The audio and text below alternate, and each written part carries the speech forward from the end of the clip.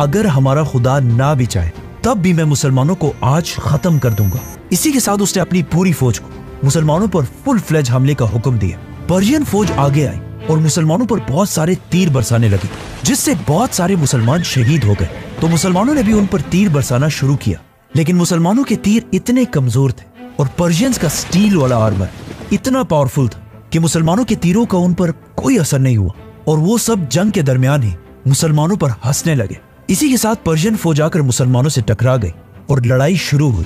लेकिन जब पर्शियन फौज के 33 हाथी मुसलमानों की फौज के सामने आए तो मुसलमानों के सारे अरब घोड़े, जिन्होंने इससे पहले इतने बड़े बीस्ट कभी नहीं देखे थे, घबरा गए और जंग छोड़कर पीछे भागने लगे। तो अब मजबूरन मुसलमानों की पैदल फौज आगे हुई, लेकिन अगेन पर्शियन हाथियों से लड़ना इम्पॉसिबल था।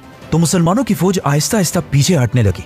ये देखकर जनरल साद बिन अबी वक्कास ने पीछे किले से मुसलमानों की तरफ एक बहुत ही अजीब ऑर्डर भेजा कि बाकी सारे मुसलमान जंग से पीछे हट जाओ और सिर्फ बनु तमीम कबीले के लोगों को हाथियों के मुकाबले के लिए छोड़ दो। लेकिन क्यों बनु तमीम ही क्यों? क्योंकि बनु तमीम हमेशा से अरब के सबसे खतरनाक वॉरियर्स थे और ये इस बात के लिए मशहूर थे कि चाहे जो भी हो जाए बनु तमीम जंग से पीछे नहीं हटते। इसी कबीले के बारे में आप सल्लल्लाहु अलैहि वसल्लम ने भी ये फरमाया था कि ये लोग बनु तमीम दज्जाल के मुकाबले में भी सबसे मजबूती से खड़े होंगे।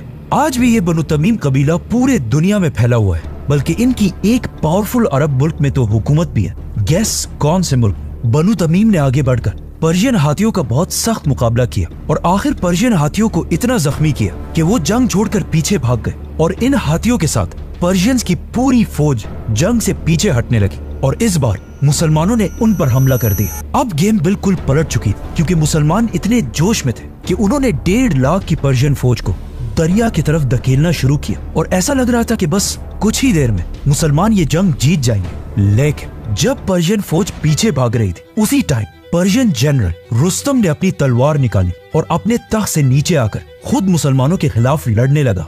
ये देखकर पर्शियन फौज को भी दोबारा हिम्मत मिली और उन्होंने भी दोबारा मुसलमानों पर हमला कर दिया। शाम तक ये जंग इसी तरह चलती रही और अंधेरा होते ही दोनों फौजें अपनी पोजीशंस की तरफ वापस आई। जंगी कादसिया के पहले दिन बहुत सारे मुसलमान शहीद हुए, लेकिन फिर भी हर एक मुसलमान के बदले 4 पर्शियंस मारे गए।